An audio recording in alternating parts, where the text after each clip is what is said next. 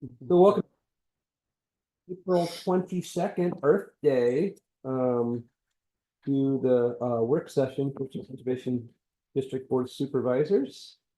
I think David might be joining us late tonight, but he will be here at some point. Want to take a look at our topic list here and see if we need to make any changes to what we have printed before us. And then we're going to add one thing immediately after that to introduce a new staff member. Anything else to change here? Anybody here from Betsy? I assume she will not be here. Yeah. Okay, well, we will go with the topic list as presented with the addition of a welcome and an introduction to a staff member, a new staff member here, Alex. Hello, would you just tell everybody who you are here and then we'll introduce ourselves too? Yeah, so Alex Papis, grew up here in Olympia, graduated from North Thurston High School, then went up to Western to get a geography and GIS major and a music major too. But yeah, that's anyways, so yeah, kind of been the last 10 years or so, been working in the Hood Canal watershed. Various roles as a WCC crew supervisor for like 3 years for Hood Canal Sand Enhancement Group, and then started working for them for another 3 years, doing like riparian work, knotweed control, treatment, kind of best management for noxious weeds. And after that, started as a restoration biologist with the Sweetcombers tribe. And through that role, I was kind of like jack of all trades, from like permitting, stopping people from building, like piering up floats, because that's a big issue in the Hood Canal for like tribal fishing and their net fishing that they do, as well as working with the Mason Conservation District. And that's kind of when I heard there's a spot open here, it seems like the conservation districts have a really active role in habitat restoration, and I felt a little bit like more of an advisory person for these projects. So I've been kind of hungry to get into some projects and be able to see some work get done that I can help create on the ground. We're fortunate to have you. Let's go around there again. So will you start then? Brandon Fisherman, I'm charging for the district. Okay. And then Mary Ann Tompkins, and I'm a board supervisor. You know me. Yeah. I'm Doug Rushton, one of the supervisors too. Welcome. Okay. I'm Ryan. I work for the state association, but I live in Thurston County, so it's nice to come and attend the local district meeting. Obviously, you know Sophia. And like I'm PJ Johnson, I'm the chair of the board. Also own and operate a small farm here. Okay. And also fellow geography major. Oh, Yeah, I knew you were gonna say that. And music lover, so we have a lot in common there. Well, we're really glad to have you here. Yeah. That team has been needing some support for a while, so you have no shortage of good things to do, I'm sure. Cool. Yeah. That's Welcome great. aboard. And you can hang out or you can go home and enjoy this. Yeah. It's up to you. Yeah, I got you. Might just stay for a little bit, but I'll practice. Good. All right. Okay, so with that, we will move towards the monthly staff presentation. We have Kiana with us again. She wears so many hats. This is yet another Kiana presentation on Oregon spotted frog. Yeah, the frog hat. Can you let me share the screen? Yeah, did that work for you? Yeah. Try again. Yes, looks like it's working. Okay. Let me make sure it switches on Sophia's side. Cool. Oh, so it's not showing up there. Yeah. Oh, I see.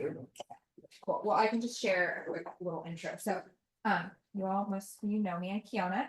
I'm really excited to talk about this project with you all, because it's something that I've been working on for a few years. And it's something I'm really passionate about. And I'll preface by saying there is a lot that I'm not talking about today that this project encompasses. And so keep that in mind, that if you have questions or we don't have time at the end of this meeting, I'm happy to do following conversations. So we'll be talking about how I'm going to be sharing some information about how we work with Thurston County landowners on Oregon spotted frog conservation, and a bit about the social landscape around that topic. Okay, so here's a list of folks that were included in this project that partnered with us. But there's like several components of this project, and we're gonna talk about a couple of them, and then there's some that we're really not gonna go into. So just to quickly share, part of this project included a habitat suitability model that we're not gonna talk at all tonight about, but it's really cool, and I'm gonna talk at another time. It also has community outreach and engagement and social science research, which we'll be focusing most of our time. So I wanted to share just some quick background about the Oregon spotted frog for those of you who are not or want a little bit more information.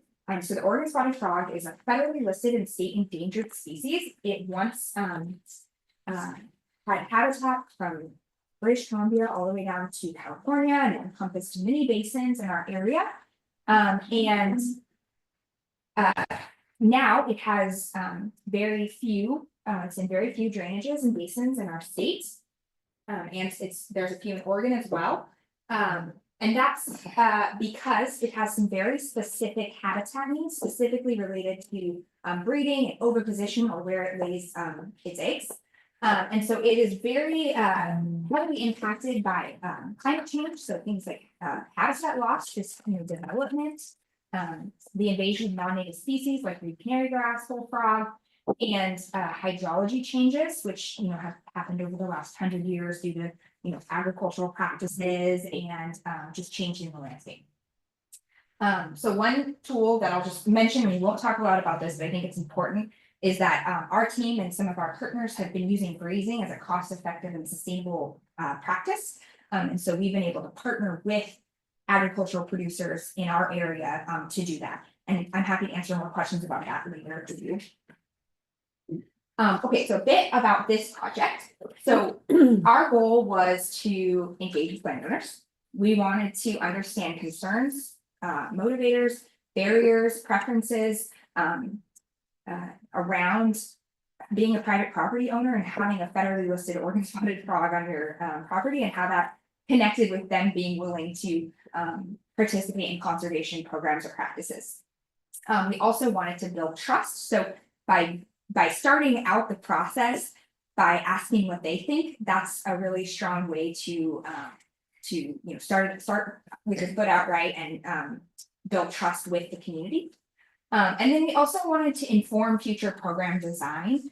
So as we're beginning to work with this community more closely on this topic specifically, we're thinking, okay, how can we create a program that is going to fit the needs of our private landowners, and while also best serving this species that we want to conserve.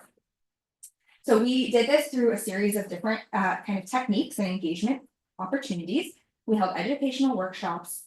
We had a landowner survey, which is what we're going to spend most of the time talking about today. And we even had a listening session that was really well attended, and we got a lot of great information from that as well. Okay, so here's some highlights that I want to share, and we'll kind of dive into some of these. So the cool thing is that 53% of the folks that responded to the survey were willing to participate in habitat restoration or conservation program focused on Oregon spotted frog.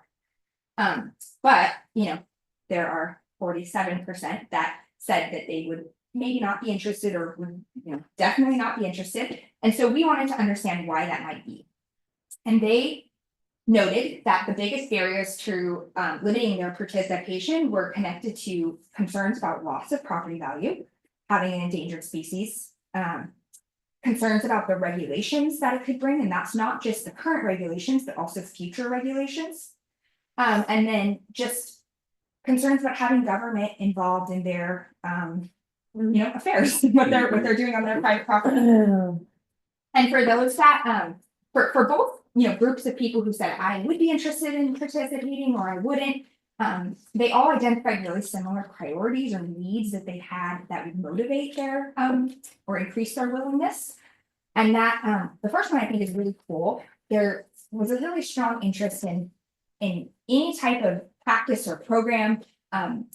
Folks really felt strongly that it needed to benefit the species and the habitat as a whole. So folks really cared about what the goals of the project was, or the program would be, and whether it would actually do, you know, measurable good or not. Folks were really, felt really strongly about having decision-making authority, so not having that taken away from, government agencies. We also found that awareness and education around the species and the problems it faces, directly correlated to increasing willingness. And so being able to supplement and create engagement opportunities is really vital to, increasing that willingness. And then I think one of the most interesting things, maybe not surprising, but interesting, is that there was a strong need for regulatory assurances from private property owners. Okay, so this is a fun little, it's called a latent path variable model. And pretty much there's kind of a lot going on here, but the arrows that are darker and thicker represent stronger relationships. And so what we're learning here is that attitudes about endangered species and Oregon spotted frogs, those are directly related to willingness, so either positive or negative attitudes. And those attitudes are shaped by people's experience with federal government. We also learned that knowledge or awareness or education level, whatever you want to call it, around Oregon spotted frog, the more education or awareness people had, the better their attitude and the more interested or willing they were. One thing that I want to, or some nuances that I think are important to address, you know, a lot of the data that we work through is written comments, and something that I think is really important to know is that trust is cumulative, and something we learned from people's responses was that you know, there might be many agencies, you have WDFW, US Fish and Wildlife, you have the Conservation District, you have other conservation organizations, all working on Oregon spotted frog conservation, and they each have this many different staff people, and landowners come in contact with several different people, and they recognize that experience as one. So if, you know, there's a negative interaction early on, that negatively impacts interactions down the road. And I think that that's really important for us to remember and be aware of. Yeah, I think those are the things I wanted to hit on there. So we also wanted to better understand what would motivate or inhibit somebody from participating. And I think the few interesting things here is that there was no one program feature that we asked people to comment on that was the most important to them, which really tells us that there's a need to diversify the structure of our future program to meet the needs of as many landowners as possible. And I think everyone in this room will find this interesting, because I definitely did. One of the biggest takeaways that we have here is that financial incentives were not the top motivator for property owners to increase willingness for conservation. Instead, they really were more concerned about program clarity, regulatory assurances, having support, and decision and autonomy.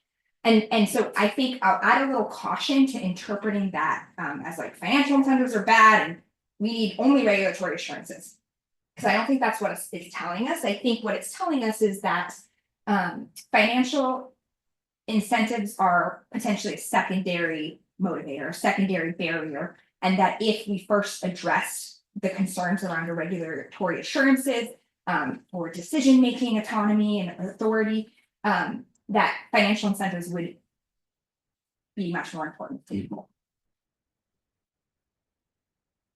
Okay, we also wanted to understand who folks wanted to work with and how they wanted to work with them. And something, this is kind of going back to that trust piece. We heard very clearly from people that there has been, they have mistrust in the government and specifically in federal government. And they also clearly said that they want to work with non-regulatory agencies, and the Conservation District was called out many times, which I don't think is probably surprising to this group of people.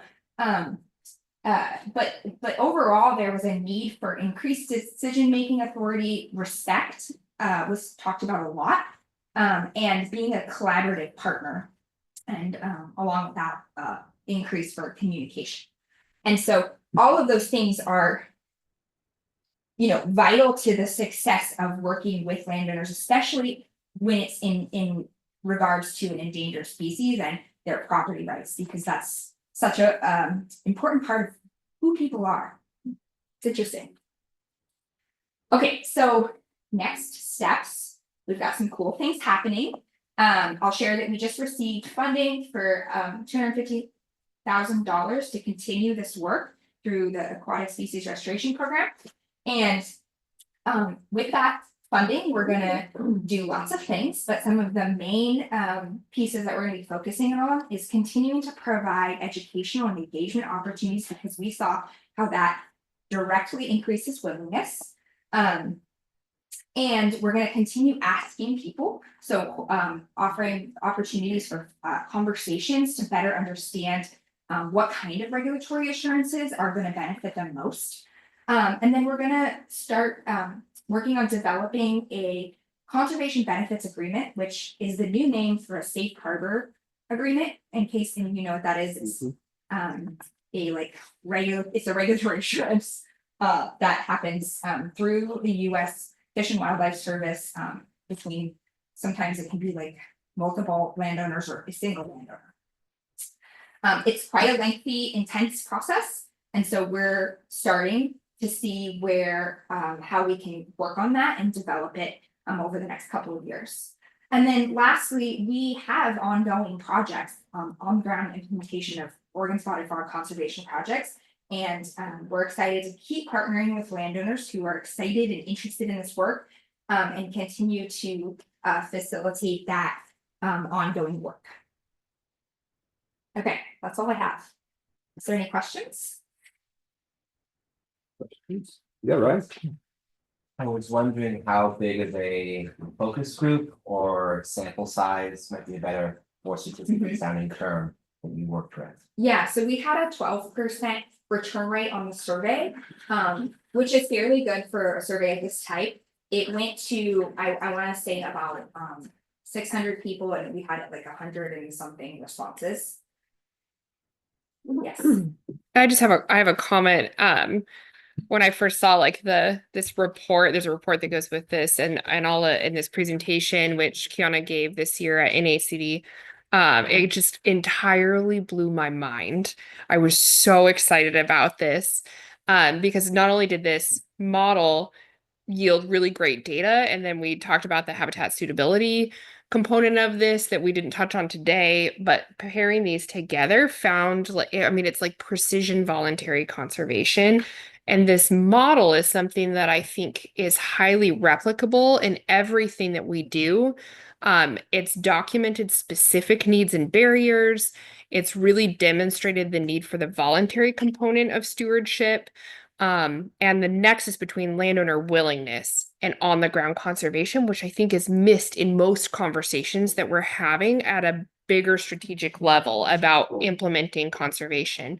We have the regulatory versus voluntary conservation often, and we talk about landowner willingness, but we don't demonstrate how that can be quantified and calculated in this methodical way and then demonstrated with these statistics. So you can bet that I have Kiana signed up for presentations all over the place, like to the commission and partners in the Science Hub and everywhere else, to say, this is our nugget. Like, this is ground truthing everything that we do at the core of conservation districts is this component to it. So that's why one of the reasons the data we're getting about Oregon spotted frog and like recovering this endangered species is also equally awesome. But this is like, I've never seen anybody put it together in this way before at any other district that I'm aware of. And I've never seen a community sort of needs-based assessment by any of our partner entities done with this level of effectiveness either. So Good job. I think Thank you, it's cool to Tiana. see where the program started with Sasha 15 years ago. And where it's going today. Basic biology questions being part of my background is, but wildlife biology is, what's the range? Is it west side species? There is some, like a population like the Cascades. But most of it is on the western. We should talk, I've got a wetland about 2 acres on my property. So in our area, the only place that it is the Black River Basin. Oh, So I didn't mention that, but that's the last kind of stronghold for this species. Would be open for transplants. Yeah, so that's something that actually this was a part of a larger project that was exploring relocation or translocation for the species. Mhm. I don't really know the difference between relocation and translocation.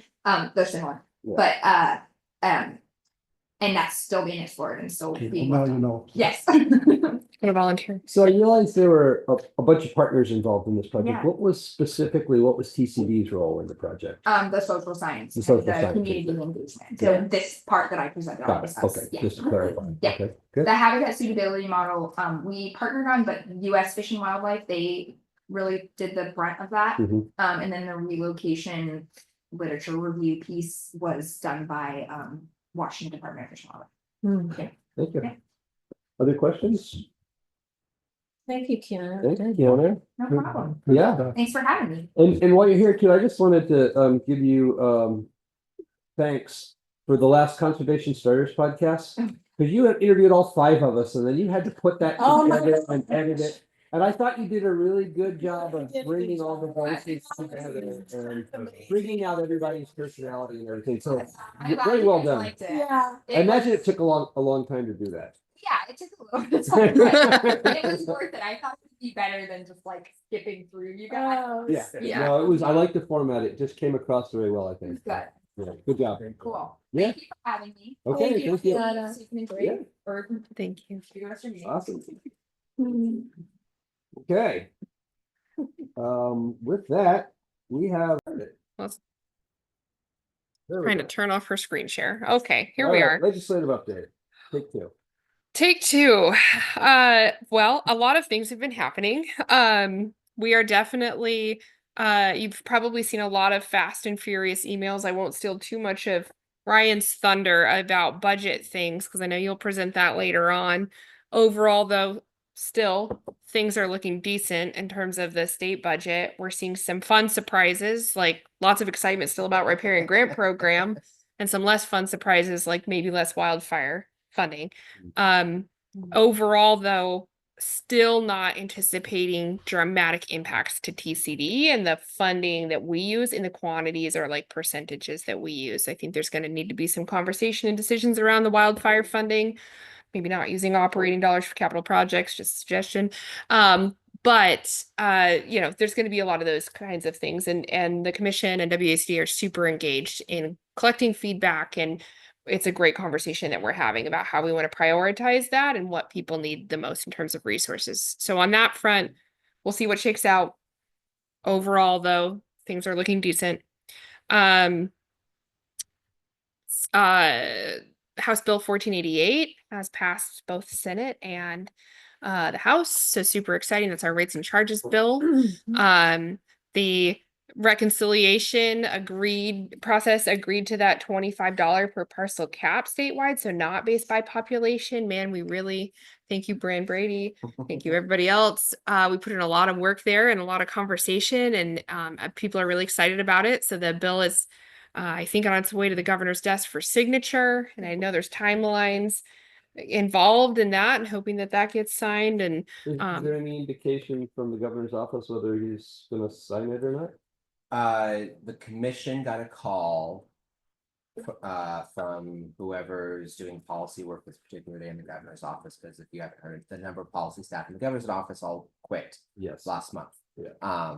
But they called the commission asking, what is this? What do you think?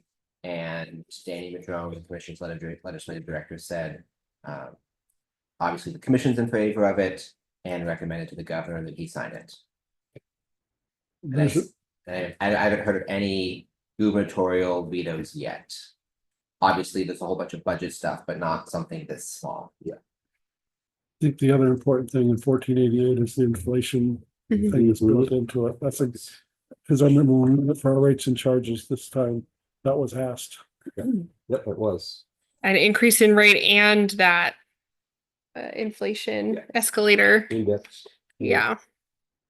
Great. So that's super exciting. That's been a really fun process to be in the development committee for and on the front lines for. That's been my first time working on a bill. And so that was really cool and a good learning experience. And obviously it's better when it has a positive outcome. Any questions about that or any budget stuff? Again, I know that Doug and Ryan will probably echo some of that in their piece, but anywhere on that Well, I that we want to. question on the budget stuff. Yeah. Science Hub, is that funding back in the budget? Do we know? Then one and not the other, so Okay. Yeah, which We'll So see no what shakes change- out. No change at this point. I haven't heard of any Okay. reconciliation Guess they between the have 4 two. days to sort all this stuff out, so hopefully hopefully. Hopefully. 50-50 whether or not we have a special session. Yeah. That's all I'll say, because otherwise I'm gonna start talking about budgets for half an hour. That's not a big use of your time. The only thing that I've heard from any of our elected officials locally is that they're close. They feel like it's close, and they feel like if it does go into a special session, it's not going to be long. I don't know. That's anecdotal information, though, so take it for what you will. They're close to the government. That's the biggest question, right? So item B, no. Yeah. And there's no truth to the rumor that he started to pull the wage about whether it passed or not. No, but I should. Yeah, you should. You're right. Okay, you want to talk about the Hill Day then? Sure. So item B is Puget Sound and the Hill Day. The Puget Sound Partnership and the commission invited me to come with them to Washington, DC, which is now next week, to go to Puget Sound on the Hill Day to help advocate for voluntary conservation programs and provide a voice for with an agricultural perspective that links into Puget Sound recovery. Their traditional voice has been very salmon centric and focused more on Puget Sound specifically and not necessarily the waterways draining in and how the land uses surrounding Puget Sound tie into that recovery. So it's really exciting, this opportunity. And so it sort of has snowballed from there. And the partnership is really interested in hearing more about how agriculture impacts Puget Sound recovery and how they can make that a longer lasting component of how they talk about Puget Sound and seek funding and support programs in Puget Sound. So I helped do a good federal program data collection sort of research project with them, super quick though, amongst Puget Sound districts and our NRCS partners and some of our other key partners to say what are the federal sources of funding that we use mostly in Puget Sound to do recovery that can impact, this whole ecosystem. And so I provided that information to them, and they're interested in continuing to have conversations amongst the partnership in general about how they can maybe broaden those perspectives around agriculture, do some educational exercises with the members of the partnership and sort of weave some more of that understanding into their thinking in the future. So that's exciting. I think there'll be more conversations, maybe presentations that we might do after this Puget Sound on the Hill Day with the partnership in general. And I guess this has been something a lot of people have been working towards for a long time. And it's just the right people are in the right place to do the thing. We also have woven in our Sentinel Landscape partnership coordinator and sort of familiarize the partnership with how Department of Defense funding plays in Puget Sound. And so they're really interested in supporting and elevating our Sentinel Landscape efforts in this area and maybe creating a North Sound Sentinel Landscape or a Puget Sound wide Sentinel Landscape housed at the naval bases that could be another draw for a lot of funding to come into Puget Sound recovery work. So there's a bunch of conversations there. And so we'll be meeting with the Navy at the Pentagon next week to talk about Department of Defense Pentagon. reppy. Oh my gosh. I don't know. Well, I'm like, Maybe let's a go fly around in the the Pentagon. maybe we'll meet in the parking lot. I don't know. I'll find out. Coffee shop. So On your cell phones. Go out for drinks with Pete. But we'll also be meeting with Senator Patty Murray herself, who's sponsoring our congressionally directed Cool. spending application. Get to meet her, say thank you for championing that, and just reminding her how important that is back here at home for all the things that we're doing. So anyway, I think it's going to be a very busy and great week of doing all the things for bringing money back Yeah, here. it's fascinating. And the partnership is covering those expenses, so that's even better. Yeah, I liked that part. yeah. Cool. As a side note, I met with Daniel Palethorpe, Mhm. Murray staff about 3 weeks ago. I left you a message saying, what should I not say? And I just reiterated, that would really help if we had a building and encourage them to do that. Mhm. And I got an email from him today, which this, we're sort of jumping agenda items, but that they're going through that reconciliation process of all of the congressionally directed spending applications that have come in, and they want to get sort of our like high and low benchmarks and Yeah. sort of see where it can shake out. So we asked for 3 million. And Hey, Well, it sounds like we're wrecking that from multiple angles because Daniel was at my farm today and we also had a long conversation. So I bribed you with an Adlai Stevenson biography, so I know. we'll see. I can see how that would work for him. Yeah. All right. We'll hopefully. Okay, thank you. Mhm. Good update. Let's move to the next item here, which is policy 1-2 Board of Supervisor guidelines. yeah. Do you want to pull that up, Sophia, or do you want me to? sure. Either way. So this I added onto the agenda just to start getting brains thinking, get the policy out there in case supervisors haven't seen it for 2 reasons. One, we'll have a new supervisor join us next month at our board meeting when the commission makes their selection for an appointed board candidate. 2, That the one? no, No. it's Okay. 1.2. Yeah. It's in if you open the full policies and procedures manual, it's in 1.2. And May is typically the time when we do officer elections annually for chair and vice chair and board auditor. So thinking about those roles, and if folks want to continue to serve in those roles, if you want to serve in different roles, we'll have that election. And then it's been a while since this policy has been updated. And just making sure that all of those roles, responsibilities, guidelines, actions are ringing true for folks. And if there's any changes that folks want to make before elections take place or in tandem with that process, that we do so. Okay. And so I sent this out electronically to folks. Mhm. So it's up to the board if you want to spend in current manuals. Well, we got it in advance, Yep. so Right. did people have a chance to take a look at it? Was there any comments or any need to make changes to it? It seems to accurately reflect what we're doing. Yeah, it does. I think it's page 8. Okay, so it feels good. No updates are needed. That's great. Did you get a chance to look at it? A little bit, but yeah, it's. Okay. Okay. Yeah, Great. I think Yeah. it's okay. So then I think officer elections are already on the May board meeting agenda. Okay. And I don't know if you all know, but there were 3 applicants for the appointed Yeah, position. Did you get the CCs on that? Yes, Okay, good. yes, yes, So yes. they that's have good. choices. Yeah. Yeah, it is good. It is good. They Yeah. had, Yep.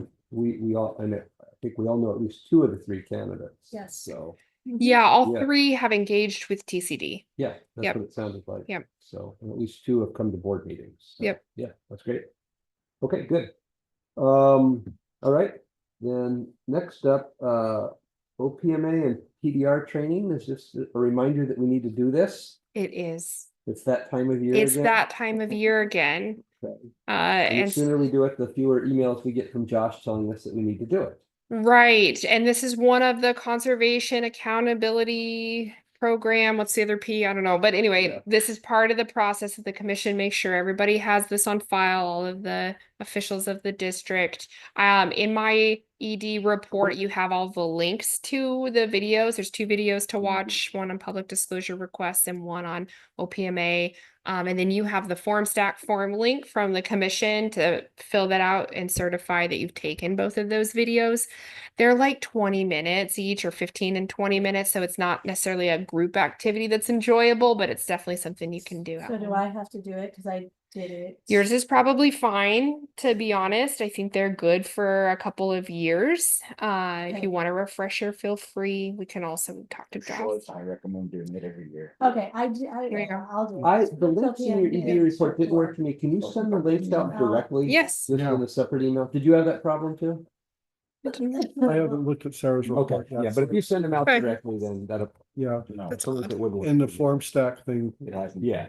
too. Sophia, we're And- seeing a different screen on the Zoom. I think it's showing the meeting minutes. Yes. Policy. Okay. I'd be interested too on whether Bob Ferguson is the Bob Ferguson version or a new Nick Brown Email. version. Oh, yeah. Yeah. This is one of these things where it's better to be over trained than. under. Yeah, that's Yeah. fine. Yeah. Yeah. It's easy. I remember last time it was It's- short. Okay, so you'll send those links out again. We'll Yep. all take a look at that and comply. Thanks for the reminder. Okay? Absolutely. All right, item 6 here, long-term funding committee. So we had our second meeting of that committee today. David and I were there along with Sarah and Susan. And Sarah and Susan had done a very good job of taking our big brainstorm from last month and starting to organize it into something that starts to look like a bit of a strategy. So without going into any of the details, I think both David and I are pretty comfortable that it's covering all the bases that we want to cover with this funding strategy. And the rough timeline, the ambitious rough timeline for this thing is that we will have a document potentially in front of the board for action in July. And so it would be a draft for us to look at in June and then adoption in July. So if all the stars align, that's where things are headed. Yeah, Yes, it is. yeah. But I think we're all, staff and board are kind of on the same page with what it needs to cover. And it's really a matter of staff doing some research and coming up with some data and some numbers around some things. And so that's sort of where it stands. Did you want to add anything, or David? I think you got it all pretty good there. Yeah, Yeah, no, that's great. okay, so it's moving forward, as you know, we said we wanted it to be a priority this year, and we'll have it done in the first half of the year, it sounds like, or close enough to the first half of the year. Yep. Yeah. Okay. That takes us to CEC. Well, the big update that I really wanted to share was that, our congressionally directed spending application is in and it's moving, and we're getting some feedback on it, right? From Daniel Palethorpe, talking about making sure all the pieces fit together in that puzzle. So, we know that it's a priority enough of theirs that, they're really wanting to make it work and fit into that puzzle. So we're going to keep having that conversation. I'm going to weave that into our discussions with Patty Murray next week. And we'll continue on that process. On the other piece of the puzzle, the things that I'll just say is we're still in that sort of appraisal process with the landowner. We're still sort of in that discovery conversation phase. We are still the port is still exploring financial mechanisms that they can use to contribute to this strategic partnership process. So not a lot of detail there, but I've been checking in regularly just to take a pulse check on things, and they're continuing to have those conversations. So I think we have another full partnership meeting scheduled for the beginning of May. So hopefully we'll have a lot more detailed information there. There's definitely there's just continued demonstrated commitment to this process and, willingness to work together to achieve the things that we're looking to achieve. So Is there any timeline on the directed funding? It's evolving was what Daniel said today. I didn't get anything more concrete. So helpful, but yeah. The chair of the appropriation committee and the leaders of the appropriation committee have put out kind of a draft of generally what the process will look like for I guess a reality check. And then from there, they will turn it into like a more formal process. Mm. And he didn't know what that timeline, as of today, didn't know what that timeline was gonna look like. Yep. Yeah. Okay. Should we put a placeholder for an executive session next month? If there's a partnership meeting earlier in the month that we might need some time to. Yeah, we have it as a standing item, and then if there's something to share, we'll keep it, or if not, we'll take it out. Okay. And bring me in on any of those, just. A legal eye might help. Yeah, absolutely. Some of the funding mechanisms might. We will start looking at. There's gonna be fine important as we're doing, but Yeah, well, and I'm waiting because we'll be a secondary in that process. So yeah. Okay. Keep it posted. That takes us to item 8, updates and announcements. Let's start with board members. We start here. No announcement for this one. Nothing this time, okay? Thurston Regional Planning Commission meeting, so I can give you an update on that. Yep. Okay, so it started out with Pacific Mountain Workforce, and they took I don't know if you're familiar with them, Grace Harbor, they serve Grace Harbor, Lewis, Mason, Pacific, and Thurston. They took a 30% budget cut. But I did ask them if ag and farming was part of their, what they were, doing, and like local food production, food security, and the answer was it's not high paying, not a priority. They're putting more in tech and logging industries in this region. So, action was taken to release the draft of the regional transportation plan for public review. Federal and state legislative update included that a lot of executive orders are tied up in lawsuits, so everything's on hold. The Nisqually Bridge project funding moved forward, and the next phase was funded. The tribe spoke, and they said that was really powerful. That really helped move it. Commerce is working on wording regarding land swaps for our region. The Chehalis coal plant shutting down at the end of the year. I don't know if you guys have noticed, but the lot Clean Water has upgrades to the system that includes sludge mixing, and to the tune of about 30 million some dollars. So you'll see cranes downtown for the next 3 years. Martin Way crossing strategy. This is last but not least. This is kind of my fave. They're adding 10 crosswalks and sidewalks down the Martin Way area and bike lanes along the Martin Way corridor. So I asked about a pedestrian overpass, but that's too expensive is kind of what I heard. And then so pedestrian deaths are like really high and really bad in that particular area, pedestrian traffic. So there's models in other cities where they use a vehicle lane of travel and then parking lots and then pedestrian and cycling. So they create a barrier between them, cars and bikes. But the planner said they want to use mixed modes to slow down cars. So that's what they're doing. They're mixing it up. There's an open house 5:30 to 7:30 on April 30th at the Intercity Transit headquarters. So if you want to see how that mode of mixing up looks like, you can go to that. Yeah. You said Commerce was working on the land Swap swap. Is that the UGA line? Okay, so the issue we've been talking about for a while. And what I've heard, and this is aside from the meeting, but from others who are involved in it, is that they don't understand it. Whether that's, we'll have to see what happens. There's a lot of meetings going on. Yeah. So. Thank you. You're welcome. Doug? Couple things from NACD. They're gonna, NACD has been talking with leadership in the Department of Agriculture and NRCS and the Forest Service and the other ag organizations. CSP, ASAP, and EQIP will be funded, supposedly. I'll believe it when I see it. And they don't expect a farm bill this year because of the appropriations stuff that's going on. and the reconciliation stuff sucks. So I wouldn't place any hope on that. And that's probably the two most important things. They do intend to honor the contract. That's good to hear because it's consistent with what our local staff told us, because I have a CSP and an equip application pending right now. And they switched some deadlines around, but they said the process is still moving forward. Yeah. So, Well, I gave a report to Political Action Committee 2 weeks ago, and they wanted to know, well, what's going to happen with all this stuff. Yeah. And I basically made a word cloud with, all the crap that's going on. Say, you can't tell if I told you something would be wrong in 5 minutes. okay, thanks, Doug. Uplifting report, sorry. I've a few things this month. So, related to Puget Sound strategy, I'm still serving on what they call the AgriPod.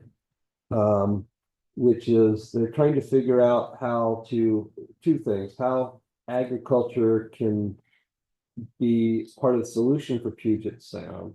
But really what they're trying to figure out at this point is how do you get people who can speak about agriculture actually even to the table? Because mostly it's just regulatory agencies that are at the table right now. I'm one of the few farmers that are actually there. And they mostly seem to be focused on ag runoff. We did an exercise the last time we met to look at what all those issues are. And of course, I talked a lot about farmland preservation and the conversion of ag lands to uses that might have more impact on Puget Sound, but that one doesn't seem to be getting a lot of traction right now. It's all about runoff from ag lands is where the focus is. So there's a meeting tomorrow of the AgriPod, and we'll kind of see what happens from there. Is forestry included in that? Not in the AgriPod. No, Okay. that's a whole separate group, as I Okay. understand it. Yeah. Yeah. Yesterday, the local electeds conservation caucus that Jasmine Vasavita put together met. I wasn't able to go. But Daniel was, Daniel Palethorpe, and so fortunately, he came to my farm today for a long delayed tour, and he filled me in on it. So some of what happened at that meeting, beyond the congressionally directed funding stuff that was talked about a little bit, was there's beginning to be a robust regional conversation about water availability. Yeah. And is there going to be sufficient water for the growth projections that all the cities have? And apparently Tumwater thinks it's no problem. And Olympia thinks it's no problem, but Lacey's going to run out of water. Their share of the regional water allocation is not sufficient for them to follow through with their vision on their comp plan and their capital facilities plan. So that's kind of an interesting discussion. And I'm sure we'll continue at our next meeting. It always surprises me. We got to make the resource fit the projected comp plan stuff rather than, okay, this is the resource we've got to work with. This is the carry capacity of the Yeah. resource. It's backwards, I think. Well, and one of the interesting pieces of this puzzle is that years ago, when I was on the Olympia City Council and we took back the water rights from the old Olympia Brewery, we took them back under a condemnation action, and they were distributed among the 3 cities and explicitly for the goal of public benefit. And now Tumwater wants to basically give about a quarter of their water supply to a Coca-Cola bottling plant. And so the question has come up, A, is that even consistent with the original condemnation action from 2006 or whenever we did that? Is Coca-Cola a public benefit? Or when that happened, we'll be talking about, meeting housing projections and things you might think of more directly as a public benefit. So that's an interesting conversation that's going to continue to evolve. The other thing that was a topic of conversation was FEMA, and with the planned federal cuts to FEMA, Federal Emergency Management, some talk about needing to have a regional response to that among Thurston, Lewis, Mason, Grays Harbor, potentially.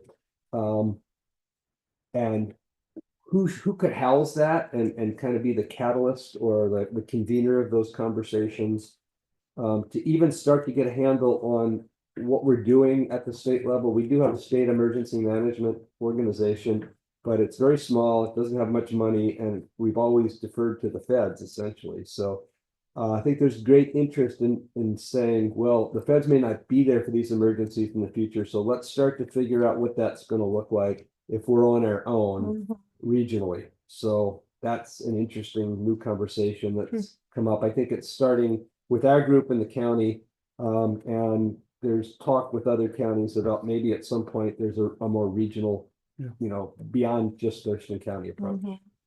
So we'll see where that goes. Let's see. A couple things on the personal farmer side of my life. We were just awarded the snail of approval from the Olympia Slope of the group for our commitment to sustainable ethical farming, which is kind of cool. That is cool. Which is kind of cool. And there's apparently a program on PBS. It's called Washington Grown. Have any of you seen I that? have, yeah. I've never even heard of it. It's been around for 13 years or whatever. Little snippets. Yeah. Yeah. Anyway, we're going to be featured on that this summer. They're going to send a crew out, and we'll be on PBS. Oh, PBS is how still around, I guess. exciting. Yeah. They're doing a feature on urban farms, and they wanted to showcase us. Awesome. That's kind of cool too. Very awesome, yeah. So yeah, Good. So a lot of interesting things happening. So that's my report. That's an anomaly. I've watched it several times, and it's mostly Eastern Washington apple. Well, it's funded by the big ag guys on the Yeah. east side, but the fact that they're going to do a segment on small Yeah. urban Good. farms is great. Yeah, Yeah. it is. So it's kind of cool. Good. So I spent, I don't know, an hour on the phone with their advanced person they vetted me to make sure it was going to work. Yeah. And then they're like, yeah, this is going to work. So we'll just schedule a time to have the talent come out and, help you harvest or do pretty pictures or something like that. Did they ask you who you voted for? Huh? Did they ask you who you voted for? No, but I think based on my general comments about why I do what I do, I think they know where I'm coming from, Doug. So, okay, with that, ED. report. So Washington Grown, funny enough, no. TCD is also going to be in Washington Grown this summer because they've reached out for some other Oh. projects. They're doing a bunch of Western Washington stuff. They're going to Grays Harbor.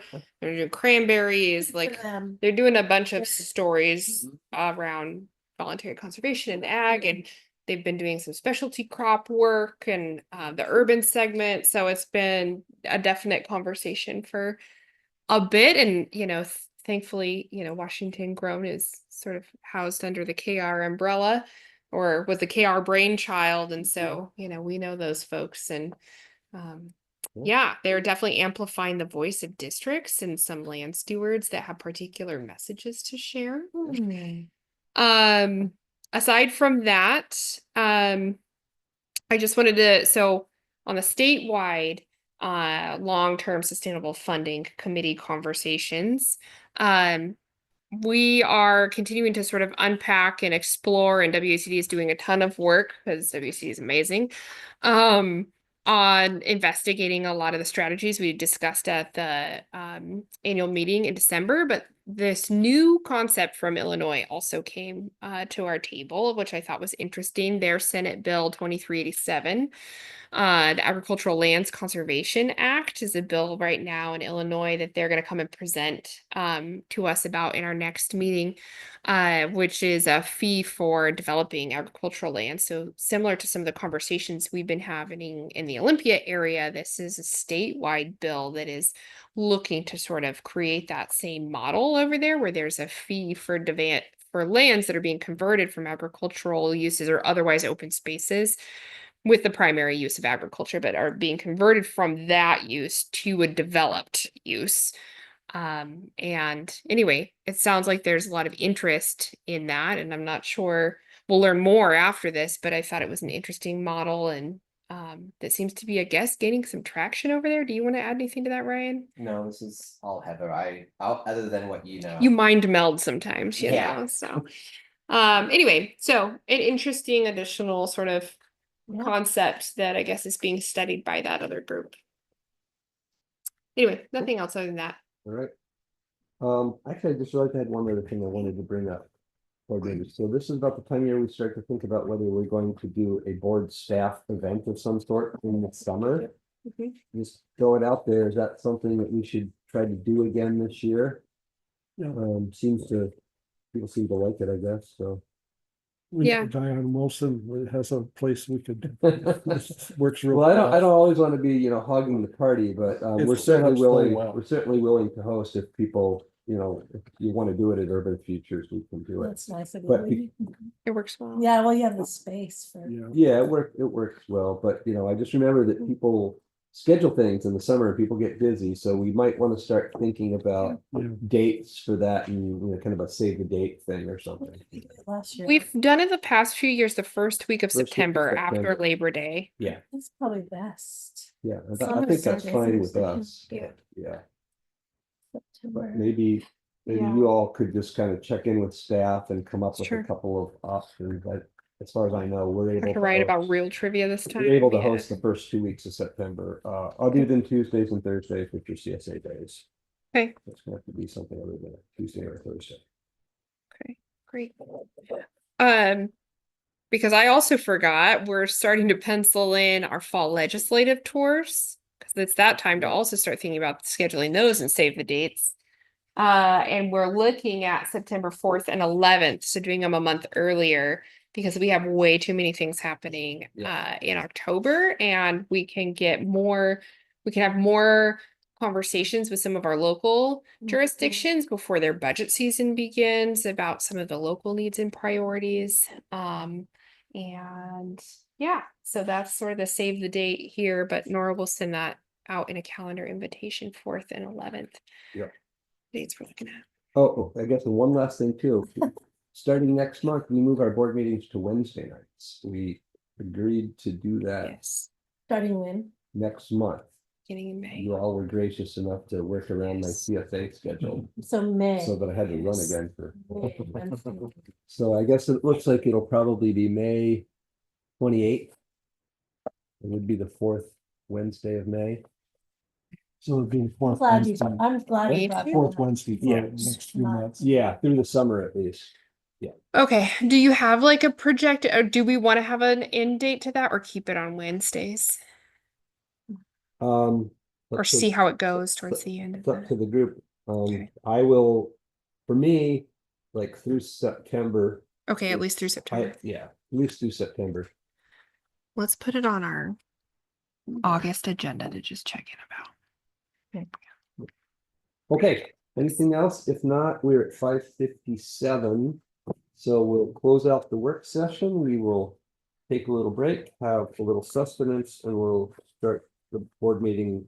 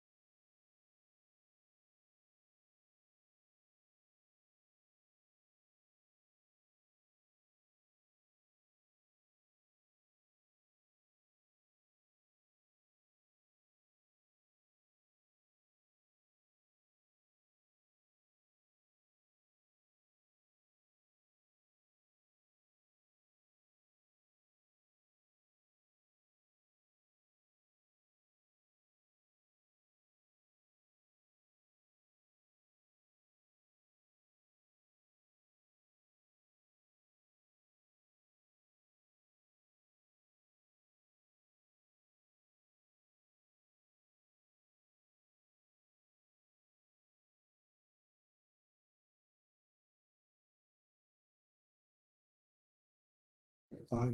David? Aye. Marianne? Aye. Chair votes aye. Financial report is approved.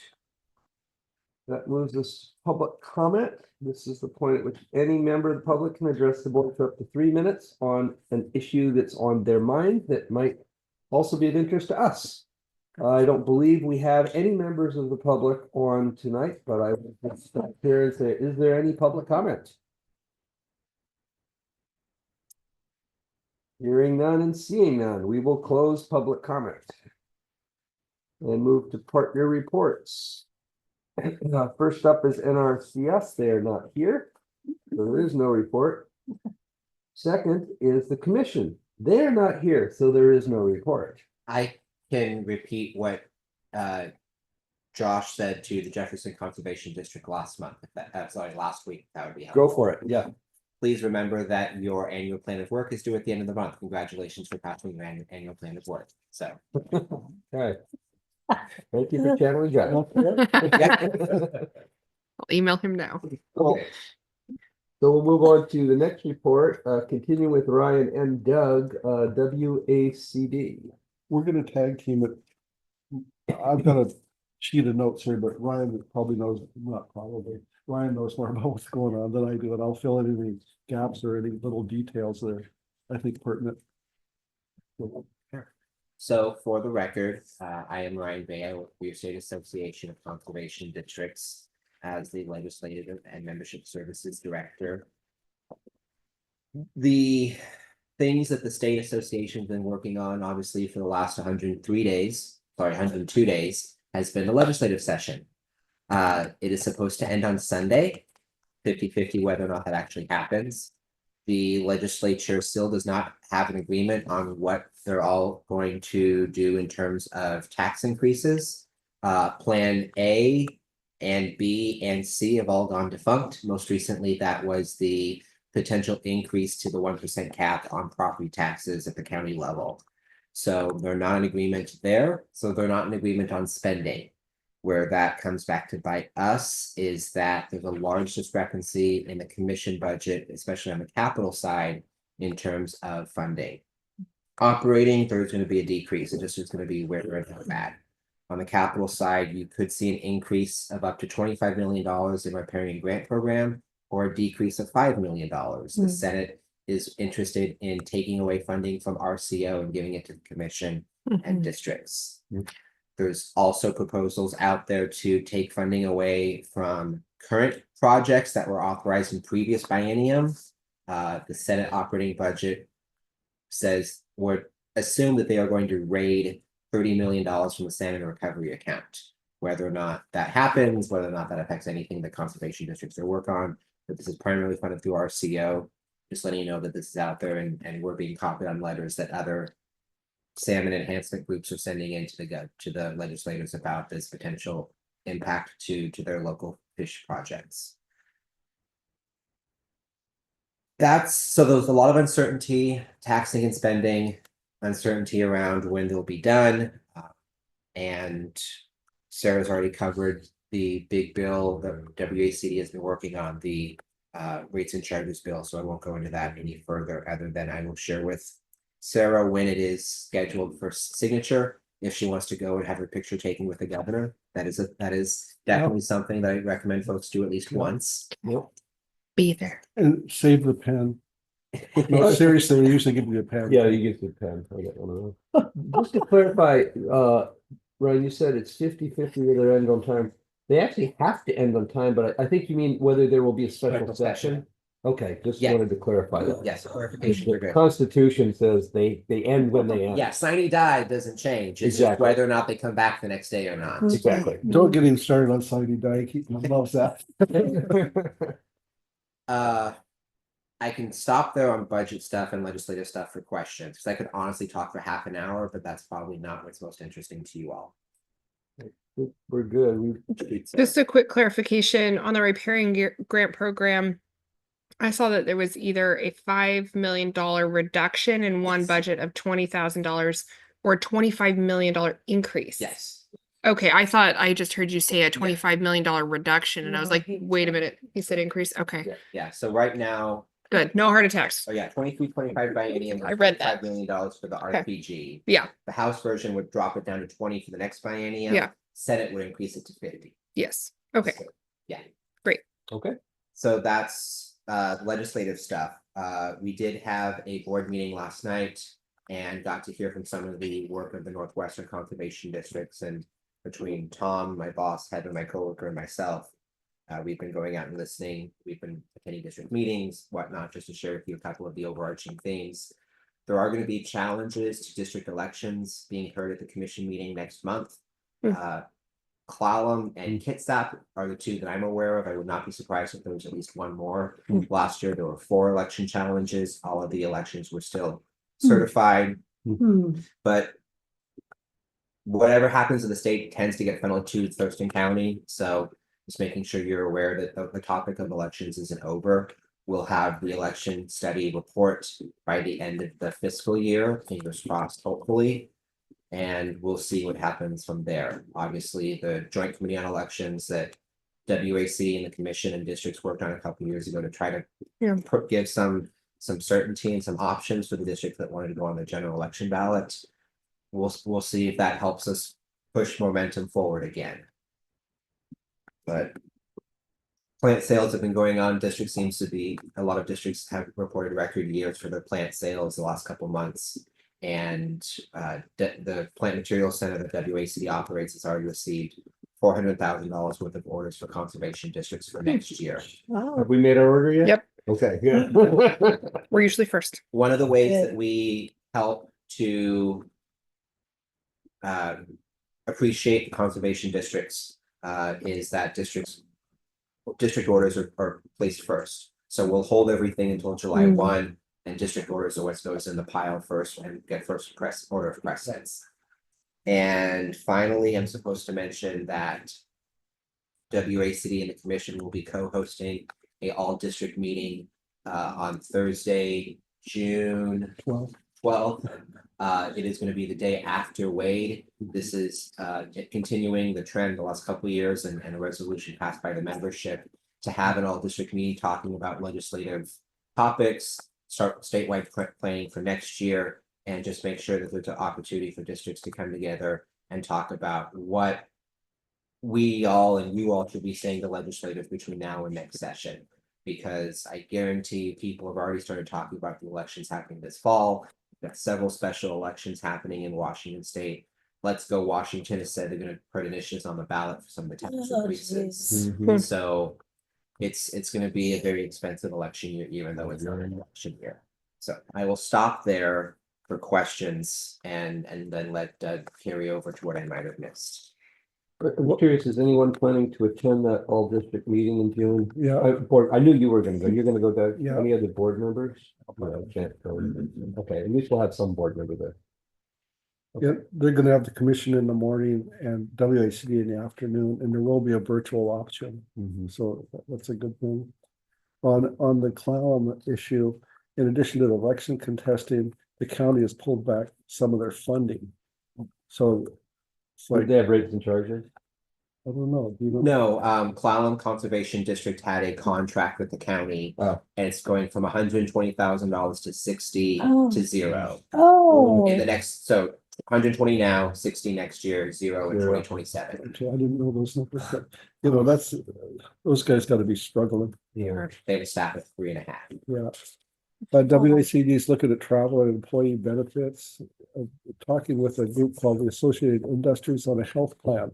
So that would be a good stroke. And they're willing also, this consulting group, to review the personnel manual for $625 a year to update it, because you know the personnel stuff changes all the time, so that'll keep it up to speed. NRCS was told to get rid of the DEI stuff. And what they did was, that was the working with the tribes thing, which stupid thing to do. Anyway, the dollars have been shifted to the State Technical Advisory Committee, so they'll be able to continue that work. Just look at the eagle. Anyway. On the PMC, they're looking at doing an NRCS energy audit. They've got 2 old pumps and some compressors that are old, so they're gonna see what they can do there to upgrade that. The WACD audit was really good. The revenue, there was a couple of little twiddly things that were commented on because the staff wasn't there to tell them what was going on, so that's the way that goes. One of the questions that came up was pretty interesting. They lease it from Skagit CD, the 60 acres that they have for the plant material center for $1 a year. And they're gonna assess, okay, is that income that you don't pay for the normal market value that you would have gotten? That question apparently has never been asked before, so we'll see what happens there. Ryan mentioned the legislative workshop on June 12th at Leavenworth. On June 16th, we're gonna have a board meeting at Bow. And then on the 17th, strategic planning, which I threw Sarah's name in the hat to help with that. Let's see. And lastly, so far 290 are registered for the Wade conference. I don't know what the normal number is, but that seems like a lot to me. Apparently they're having to go outside of Sleepy Lady to a bunch of the local hotels. Yep. Because there's just not enough capacity. I'm done. All right, questions for Doug or Mike? All right. Did you have anything for NACD, Doug? Nothing in addition. I mean, I Yeah, mentioned, you've I got the mentioned a work little session, bit yeah. in the report. Okay. All right, that takes us to the last item, the governance, the May 28th, not 27th, work session and board meeting agenda. Let's take a quick look at our draft there.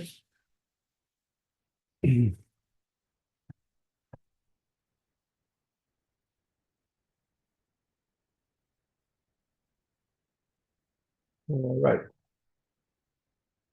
So we've got Alex is going to talk to us about the River Preserve. Ross Strategic. You there- had something you wanted to add. I forget what it was. What was it that we added to the work session?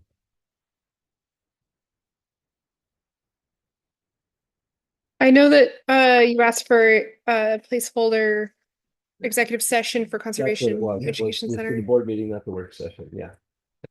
Raw Strategic is coming on behalf of the Office of the Shayla Space to talk about the future of that strategy. Okay, so and then standing items, long-term funding and CEC. Scroll down, look at the board meeting. Also pretty standard, it looks like there.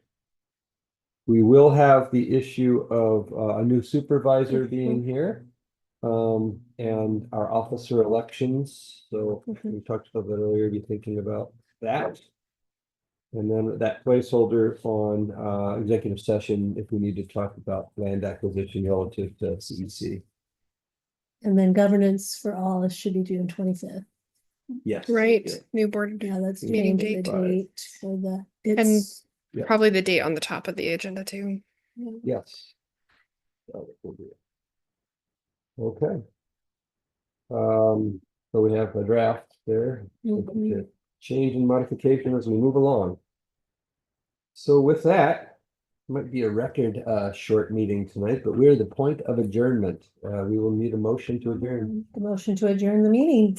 And moved. Seconded. Let's vote on adjournment. Marianne? Hi. Yay. Hey. Aye, new personal best. I think so. That's great. And chair votes aye. It is 6:48. There's an 18-minute board meeting. Wow. Got a That chance was really to quick. go into the day. Yeah. Thanks, everyone. Thank you. Yeah, right.